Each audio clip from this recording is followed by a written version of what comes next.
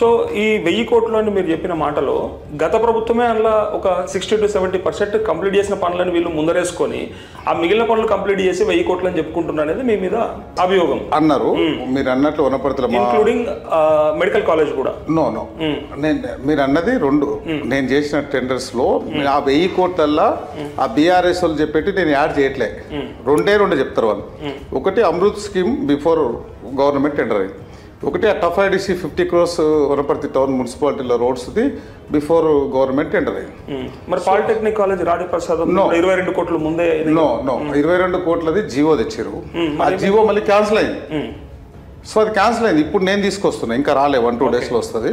So ఆ 2 వర్కులు నేను దీనిలో 1000 crores లేదు. కాకపోతే వాళ్ళు పెట్టుకున్న వర్క్స్ ఎగ్జాంపుల్ వాటర్ స్కీమ్ అంటే సరే పెట్టున్నారు, దాన్ని నేను కామెంట్ చేయ. ఈ టఫ్ ఐడిస్కి సంబంధించింది అందులో 50 కోట్లు వస్తే ఒక 15 కోట్లు ఆ స్ట్రీట్ లైట్లకు, రోడ్లకు, డివైడర్స్లకు, చెట్లకు దానికి పెట్టున్నారు. ఓకే, అది కాకుండా వనపర్తిలో కొన్ని చెరువులు ఉంటాయి. ఒకటి నల్ల చెరువు అనేది గవర్నమెంట్ ఉన్నప్పుడు ఒక్కొక్క కాన్స్టిట్యున్సీకి ఒక మినీ ట్యాంక్ బండ్ చేయాల్సి ఉండే, అది చేసినాం. అది చేసింది కూడా బేసికల్లీ నేనే కంటాను. అది కాకుండా ఆ 5 ఏళ్ళలో ఆయన మంత్రి ఉన్నప్పుడు తాళ్ళ చెరువు అని, అమ్మ చెరువు అని, మర్రికుంట చెరువు అని, లక్ష్మీకుంట అని అవన్నీ 4-5 మినీ ట్యాంక్ బండ్లు చేసిండు.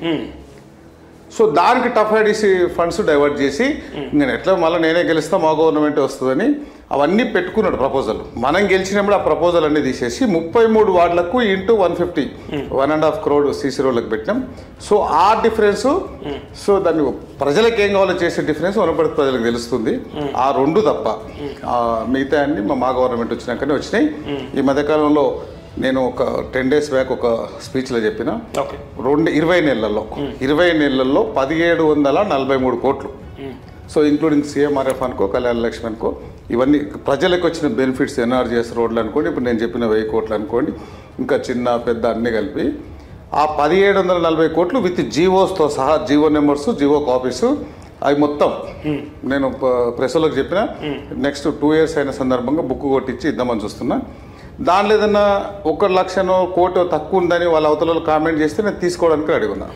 కానీ అవతలలో దేనికి రెడీ కావాలంటే భూతద్దం డెవలప్మెంట్ చేసిన నిరంజన్ రెడ్డి చెప్తాడు, ఆయన నేను చాలా డెవలప్ చేసిన.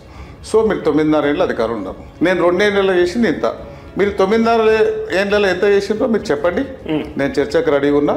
సో నాకు ఇంకా 3 ఏళ్ళు టైం ఉంది, నేను ఏమి ఇగోలకు పోను. ఇంకా ఆయన 9.5 ఏళ్ళలో చేసింది యాజ్ ఏ మినిస్టర్ గుండా చేసింది, ఒక ఎమ్మెల్యేగా నేను 5 ఏళ్ళలో ఆయన చేసిన దానికంటే 100 కోట్లనే కొదేస్తాను. ఓకే.